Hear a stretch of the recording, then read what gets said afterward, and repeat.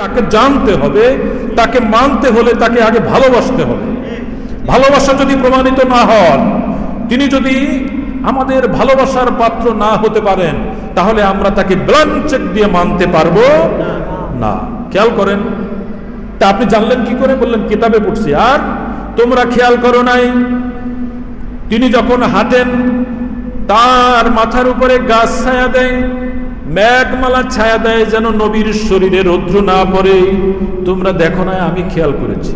আমি দূর থেকে দেখলাম যে ওখান থেকে একখণ্ড মেঘ তার মাথার উপরে, আমি দেখেছি। অনেক সময় বাড়ির মানুষে সবকিছু খেয়াল করে না, দূরের মানুষে করে সব। সারাক্ষণ যে মা তার কোলে নিয়ে সন্তান বড় করে, সে কত বড় হবে তা জানে না। কারণ ছেলের কাছে, মায়ের কাছে ছেলে ছেলেই, ওটা যত বড় হোক। তো বংশে ওখানে উনি যে নবীজি যে ব্যতিক্রম সবাই জানতেন, তার আচরণ, তার কথা, তার বডি ফিটনেস, তার ভাষা, সবকিছু ব্যতিক্রম ছিল, সবাই জানতেন। কিন্তু এই জিনিস খেয়াল করেন নাই সবাই। শুধু তাই নয়, গাছ নবীজিকে বাতাস দিতেন হেলে দুলে। তরু ছায়ায় বসলে নবী নুয়ে গাছের শাখা, দিত বাতাস নবী কেমর দুলিয়ে দুলি পাখা। সুবহানাল্লাহ। গাছের হাদিস শুনবেন, কত কথা। গাছ, আল্লাহ আল্লাহ আল্লাহ আল্লাহ, গাছ সাল্লাল্লাহু আলাইহি ওয়াসাল্লাম।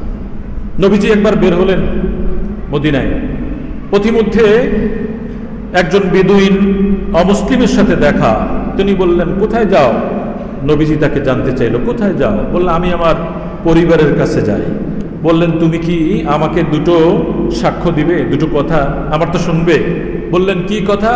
তিনি বললেন বলো, আনতা শাহাদ আল্লা ইলাহা ইল্লাল্লাহ ওয়া আশহাদু আন্না মুহাম্মাদান আবদুহু ওয়া রাসূলুহু। এটা স্বীকৃতি দিবে? বললেন তোমাকে এই স্বীকৃতি আর কে দেয়? মানে তুমি যে আমাকে সাক্ষ্য দিতে বলছো, এই সাক্ষ্য আর কে দেয়? বললেন গাছ দেয়। নবীজি কি বললেন? আওয়াজ করে বললেন কি বললেন? গাছ দেয়। নবীজি বললেন গাছকে, যে গাছ এখানে ছিল, বললেন সাক্ষ্য দাও।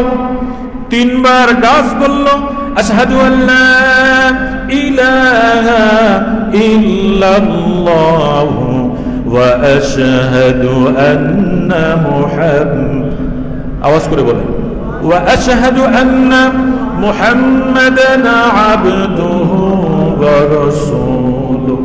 শুধু তাই নয়, গাছের হাদিস আরো আছে।